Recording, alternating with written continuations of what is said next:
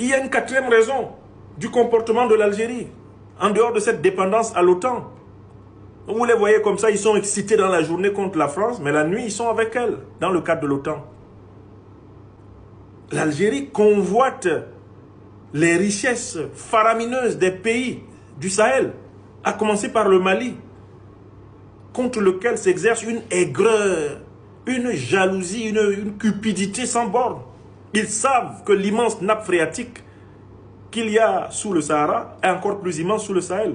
Ils savent que le Sahel est un fleuve d'or, de gaz et de pétrole. Les Algériens le savent. Mais ils veulent absolument maintenir ou imposer à Bamako, à Niamey ou à Ouagadougou des gouvernements qui sont à leur botte et qui vont permettre à leur Sonatrach d'être partie prenante de l'exploitation des ressources subsahariennes. Ils ont leur projet de trans-saharien qui doit venir prendre le gaz et le pétrole au Nigeria, passer par leur territoire pour entrer sur la Méditerranée en Europe. Voilà des gens qui n'aiment pas les gens, mais ils aiment l'argent des gens. Oui, les Algériens, là, je parle des dirigeants, à ne pas confondre nécessairement avec le peuple, quoique le peuple ait aussi des problèmes à résoudre. Ce sont des gens qui aiment l'argent de l'Afrique, l'Afrique noire, là, ils aiment son argent, mais ils n'aiment pas l'Afrique noire. Ils aiment l'argent de l'Afrique subsaharienne, mais ils n'aiment pas l'Afrique subsaharienne. Donc du coup, ce sont des gens qui sont dans le même mythe que les colons, les impérialistes occidentaux, celui d'une Afrique sans les Africains. Regardez comment les Africains sont traités à travers le Maghreb. Alors que l'Afrique est plus riche que tous les États maghrébins rassemblés. Je veux dire l'Afrique subsaharienne.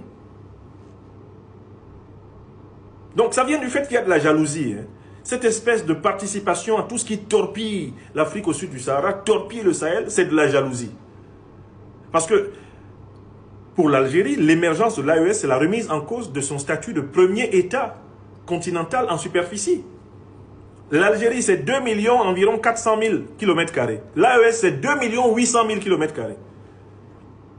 Donc l'AES, l'Alliance des États du Sahel, est le plus grand territoire confédéral et potentiellement le plus grand État, la plus grande puissance africaine du 21e siècle. Actuellement, c'est l'AES. Elle est passée devant l'Algérie en termes de territoire. L'Algérie qui était placée légèrement devant la République démocratique du Congo. Non, pour les Algériens, les dirigeants algériens du FLN, version frelatée, narcotrafiquante, Camorra, junte et tout ce que vous pouvez imaginer, l'émergence de l'Alliance des États du Sahel est la remise en cause du leadership que les Algériens, les dirigeants algériens croyaient avoir sur l'Afrique au sud du Sahara. Et donc, par jalousie, ils hébergent les terroristes, les chefs terroristes. Par jalousie, les armes, eh bien, les sécessionnistes criminels du soi-disant Azawad.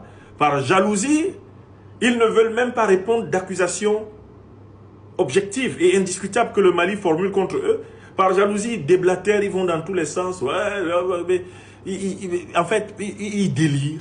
Ça tourne au délire, c'est ce que j'appelle la diagonale du fou. Si on n'attrape pas Taf, il va finir fou, il faudra le lier.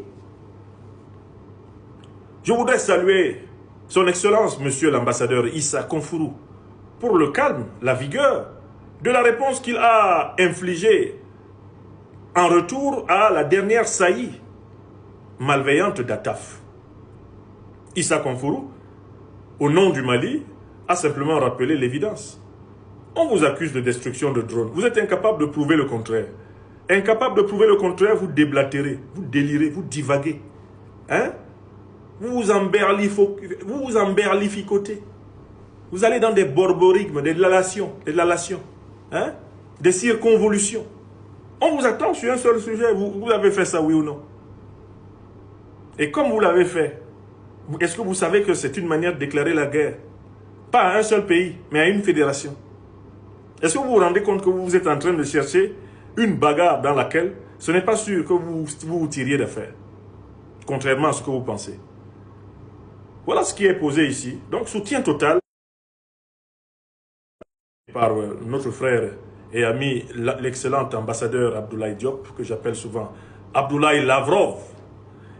Je voudrais saluer ici la résilience de l'ensemble du gouvernement malien et au-dessus de ses autorités, le président Assimi Goïta, pour le calme dont il fait preuve dans cette confrontation avec le grand mensonge algérien qui fait rage. Voilà mes chers amis, en cette mi-journée, il est bientôt 16 h au Burkina Faso. Les sujets que je voulais aborder dans cette émission panoramique avec vous pour ne pas vous sevrer plus longtemps de la présence de votre serviteur. Comme je vous l'ai dit, je donnerai dans le cadre des universités africaines de la communication qui sont organisées ici à Ouagadougou entre le 2 et le 4 octobre une conférence. Par la suite, ce sera le lundi 6 octobre à 15 h. La salle vous sera indiquée probablement à l'université de Ouagadougou. Je donnerai une conférence dédicace du maître ouvrage, eh bien, l'impérial terrorisme, et vous aurez l'occasion, eh bien, pour ceux qui le souhaitent, de vous procurer un exemplaire physique de cet ouvrage, mais également d'avoir une dédicace de votre serviteur, et si vous le voulez, une photo. Eh bien, tout cela sera fait dans le plus grand désordre, le plus grand des ordres, sans désordre, bien sûr, et ce sera l'occasion pour nous, vraiment, de tirer tout le bénéfice de la présence de votre serviteur dans la capitale.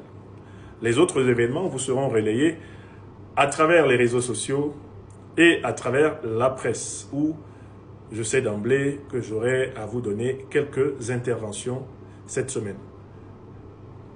Je remercie une fois de plus les plus hautes autorités de ce pays, le Burkina Faso, le pays des hommes intègres, pour cet accueil, cette chaleur, cette immersion dans le vécu des gens de chez nous.